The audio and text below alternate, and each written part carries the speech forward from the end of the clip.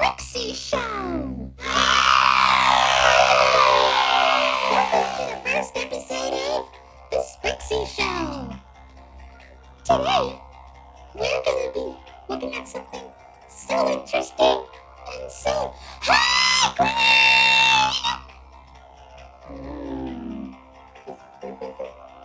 Oopsies.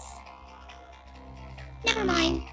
So, do you know what we're going to be doing today?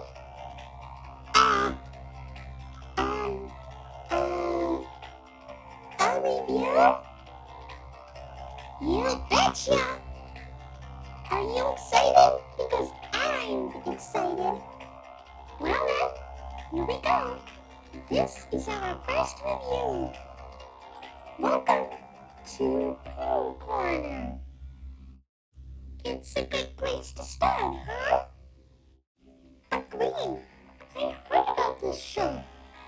It's, well, don't worry, Orange. Please just calm down. It's okay. I don't want to hear about it anymore. Please. I don't like this show.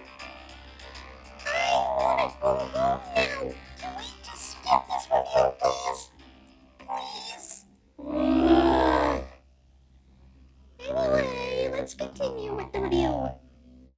Well, first of all, it looks like an innocent Winnie the Pooh show, huh? Well, it is. It's worth noting that this is the very, very first Winnie the Pooh TV series. And as you can see, it's live action. Who doesn't love live action? Okay. Let's play it straight. Let's just take a look at some of the differences. The biggest difference is Winnie the Pooh himself. He looks like Winnie the Pooh, only some people think he's creepy looking. Well, the cartoon Winnie, he's kind of cute. As you would expect, that's his regular appearance. But the live action one in Pooh Corner, he's kind of, well, dare I put it, a little bit unnatural. I mean, his head seems a little too small, obviously because it's a costume, and people don't have that big of a head. And I don't know, just seeing him walk around in like full body when there's somebody in the costume, it's just, I don't know. And don't even get me started about those eyes. I don't know why they made his eyes look like that. I guess it's just so he can blink. Who can blink without those? And does anybody know what they all look like? I assume they look like something. It's probably because of how low budget they are that they can't really afford to make them look so good. You are ignoring! Piglet is, well, he looks kind of cute. I'm pretty sure that the person who made these costumes had to make sure that they fit the people, were able to have their heads and their bodies be perfectly fit. But piglets, I wonder how small the person in the piglet costume was. Probably a little person or something? I don't know. But let's look at the differences between this piglet costume and the cartoon piglet. Well, the head's a little bit roundish. Also, this version of Piglet wears a scarf. Well, the Piglet we all know does not wear a scarf. I mean, it is a cute looking scarf. I do like scarves, but, well, I don't know. He does look cute in that scarf, I must say. Now let's look at Tigger.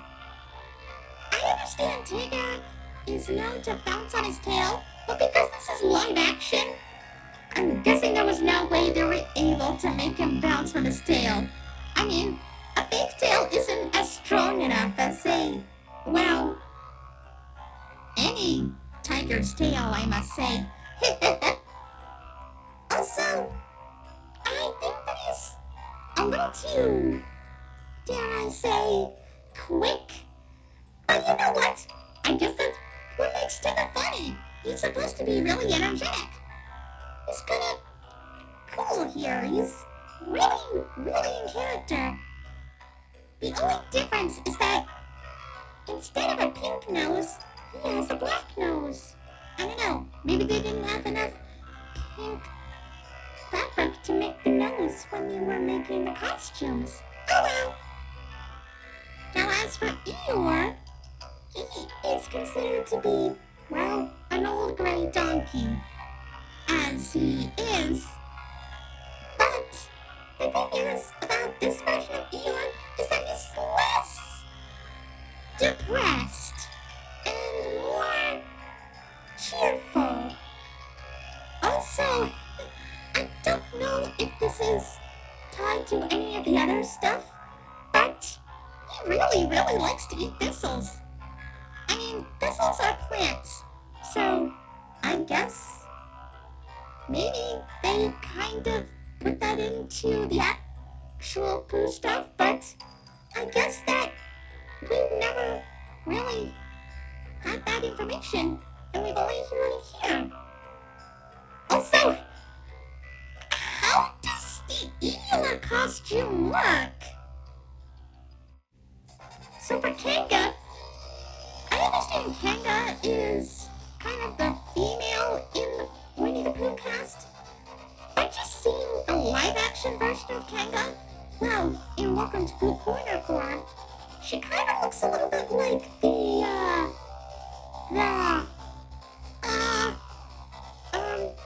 alright, let's move on. Will is,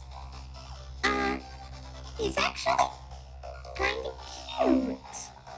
And that's all. Moving on. As for Rabbit, okay, going back to the costume proportions, and, well, the reason why they look like this is so they can fit the person in the costume. But for this, I feel like Rabbit looks a little bit too wide. Well, the cartoon Rabbit is more, well, thin, I must say. Also, I noticed that Rabbit is less cranky than his original cartoon counterpart. Maybe the people who make this show just don't like Rabbit being a jerk. Finally, we have Owl. Owl, well, I'm guessing he's more of the, I don't know, he does have the gag of, or the running gag, I must say, much like Eeyore with the thistles. He likes to talk about his relatives. But you know what? Well, I'm guessing that's kind of a thing he could do. I mean, yeah, sure, he can be very mature and wise, but yeah, just hearing him talk about his relatives is kind of amusing, I guess. But yeah, I'll stick with that. I can understand. Do you agree? I never knew that the characters had some interesting looks and personalities. It almost felt like that I missed something from the original stuff. Or should I say, the actual stuff that's been around for the longest. I know. And you, on the other hand, always respected them as creepy. But if you keep on looking at them, they might not seem creepy at all. They're actually kind of cute. And really funny. Yeah, sure, it might be pretty low budget. They probably didn't have enough money. But I see them as just okay. They're supposed to be pure. and sweet and adorable. And they are just like in here. I'm not sure about that, because look at this. PSAs with Pooh? Exactly. PSAs. We need to talk about them. Why are you wearing glasses? Oh, uh, you know what? I don't know. According to this, it seems like they did these PSAs for educational children, for schools. They talked about school bus safety and stranger danger. Oh, that's nice.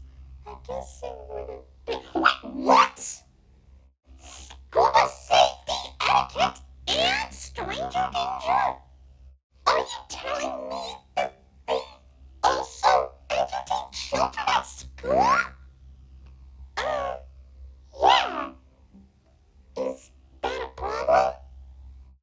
I can't believe that those kids were actually able to pay attention without, worrying. Don't worry about anything.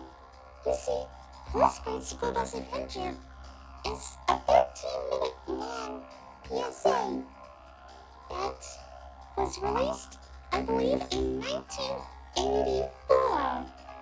It taught children all about proper school bus etiquette.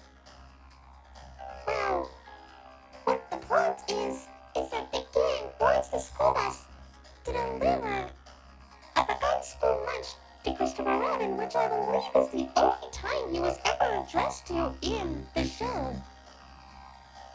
Anyway, while on the bus, they talk about what to do and what not to do in terms of school bus safety.